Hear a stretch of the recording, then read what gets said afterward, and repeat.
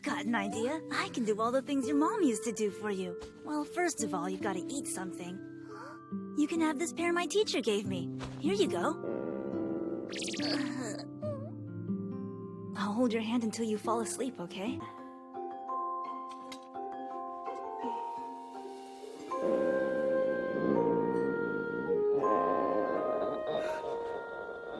Those nice words really speak to my heart, little lady.